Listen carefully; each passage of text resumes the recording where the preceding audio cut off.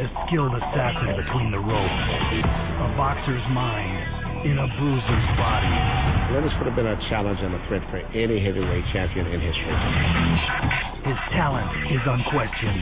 His life, the subject of constant speculation. He's not gay. They had this thing that he wasn't British. Except when it counts. Au moment où nous revenons en direct au gymnase des étudiants de Champs Hill, nous entreprenons ce combat des super lourds entre le Canadien Lennox Lewis et son adversaire kenyan Crispin Odera. Et lorsque nous nous sommes quittés avant la pause commerciale, on prévoyait, nous, une victoire de Raymond Downey. Yvon Michel, c'est avec grand bonheur que nous pouvons maintenant vous la confirmer. Elle a été officialisée ici pendant cette pause. Raymond Downey qui l'emportait par décision unanime des juges et de façon claire et nette. Oui, les pointages ne laissent aucun équivoque. 60-54, deux fois, 60-55 et 60-57, deux autres fois. En fait, de Raymond Downey qui a surclassé son adversaire de bout en bout. Ça veut dire que Downey a été en contrôle du début à la fin, effectivement. Mais là, présentement, Lennox Lewis, lui, l'un des favoris, un boxeur explosif, un boxeur qui a une certaine puissance. Yvon Michel, même beaucoup, pourrait-on dire, affronte un lourdeau. C'est un plus que super lourd. Quel est son poids exactement? Est-ce que vous avez des statistiques à son sujet? Oui, c'est le boxeur le plus lourd de ce tournoi. 117 kilos, exactement. Ça fait combien en livres, ça? 264, 265 livres? C'est peut-être un peu moins, autour de 250, mais c'est vraiment beaucoup. Et quant à Lewis, lui, il faisait osciller l'aiguille de la balance à 102 kilos, c'est-à-dire à peu près 125 livres. 225 livres plutôt. Oui. Lennox Lewis, qui est classé 3e au monde de sa catégorie, n'a perdu que par décision partagée des juges 3-2 l'an dernier en Coupe du Monde face à l'éventuel médaillé d'or Yuli Cadden. Et on nous dit, après calcul, vérification faite, que les 117 kilos ou quelques 120 kilos de M. Crispin Odera, ça lui donne 256 livres de poids.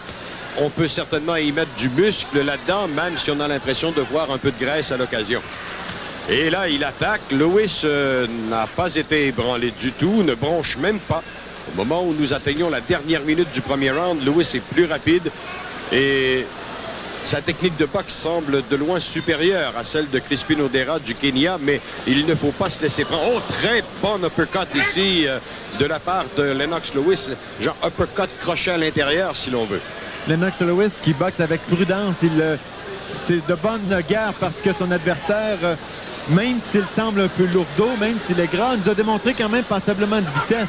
Et dans cette catégorie, ça cogne dur, vous pouvez me croire. Et Lennox Lewis n'a pas besoin, si son adversaire ne veut pas faire une guerre, son adversaire ne veut pas rechercher l'affrontement, Lennox Lewis peut gagner en se tenant à distance, peut gagner en marquant des points et ça sera plus facile pour lui et il sera plus prêt pour son prochain combat. C'est ce qu'il fait ici. Il a terminé avec un jab directement au visage de Crispin, mais ce dernier est revenu avec un crochet à l'abdomen. Mais Lewis est en bonne condition physique, sa préparation musculaire est excellente également. Mais Lennox Lewis, occasionnellement, donne l'allure d'un pugiliste qui est blasé un peu. Mais c'est peut-être le fait que les boxeurs sont très, très lourds. Il n'y a pas beaucoup d'action dans ces catégories poids lourds. L'action se passe davantage sur la puissance des boxeurs, c'est-à-dire c'est très spectaculaire de temps en temps, mais on n'a pas des échanges ici. La main droite, avant au ralenti de Lennox Lewis, une bonne main droite où il transfère son poids et ce qu'on appelle un up jab, ou c'est un demi-uppercut, demi-direct, comme tu l'avais mentionné, qui a touché la cible. Et étant donné qu'on n'est pas aussi rapide, les actions ne sont pas aussi soutenues que dans les catégories un peu plus légères, on a l'impression que les boxeurs sont un peu plus nonchalants, mais c'est pas le cas. Je veux dire, les deux boxeurs, habituellement, Lennox Lewis est quand même assez intense, même s'il semble être un peu nonchalant. On a entrepris le deuxième round. Crispin y va plus souvent maintenant avec son jab et malgré cette charpente de 256 livres, a réussi à démontrer ou à vouloir démontrer un peu de souplesse au niveau de son déplacement. Mais beaucoup d'agilité pour un bonhomme de poids de cette taille. Là, il veut cerner Lewis dans les câbles, mais ce dernier roule bien. la ruade de Crispin s'arrêtera là. Odera s'est mérité une médaille d'or au championnat d'Afrique l'an dernier. Odera, s'il veut gagner le combat, devra tenter de s'approcher de Lewis. Il ne peut battre Lewis à distance. C'est Lewis qui profite d'une portée un peu plus grande. Lewis aussi qui est très gracieux dans un ring. Il était très difficile à frapper solidement. Et si Odera se contente de laisser Lennox Lewis se déplacer, s'il se contente de garder la distance, c'est certainement que cela avantagera Lennox Lewis. Dans ce corps à corps ici, Lewis ici devra se méfier dans la sortie du corps à corps puisque Crispin y va avec beaucoup de puissance et un seul coup peut être fatal. Et pour la clameur que vous venez d'entendre, mesdames et messieurs, nous pouvons également vous communiquer le résultat d'un autre combat qui vient tout juste de prendre fin dans le ring A. Nous sommes dans le ring B, si vous pouvez le constater d'après les cônes placés au niveau des poteaux que l'on voit occasionnellement sur les images.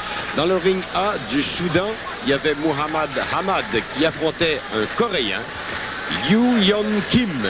Et ce Coréen a vraiment plu au sien en l'emportant par décision partagée des juges 3-2. Et c'est cette clameur que l'on a entendue il y a un moment. Ici, Lennox Lewis est rentré au corps, un bon direct au corps, a suivi avec 2 uppercuts au corps. Quand son adversaire a baissé la garde, il est revenu avec un crochet puissant à la tête. Et Odera a semblé légèrement ébranlé, en tout cas assez pour que l'arbitre intervienne.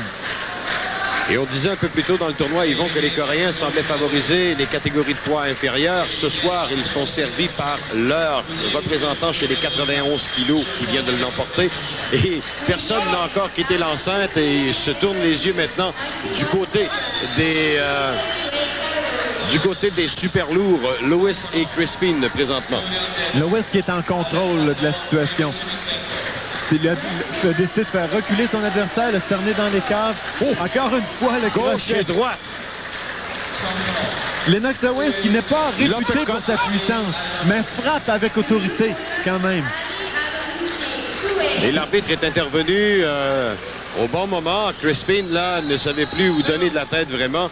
Il avait nettement abandonné son style danseur qu'il nous avait présenté au début du deuxième round.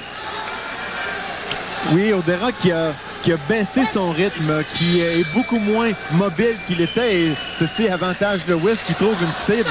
Pouf, et la deuxième droite qui partait au moment où l'arbitre disait arrêt, a envoyé Crispin Odera du Kenya au tapis. Le compte se poursuit. 2 répits en peu de temps. J'ai l'impression que... C'est fini. Oui, RSCH. Le combat terminé. Victoire. Et Camille, avec cette victoire, le Canada surpasse sa meilleure récolte de son histoire en boxe olympique. On avait obtenu 11 victoires en 1984. Et avec la victoire de Lennox Lewis, c'est une 12e victoire qu'on vient d'obtenir dans ce tournoi, Camille. Eh bien, la 11e, c'est Raymond Downey qui l'a inscrit un petit peu plus tôt. Il a créé l'égalité avec ce record établi à Los Angeles, avec 10 boxeurs également. Il y en a 10 Canadiens qui sont ici.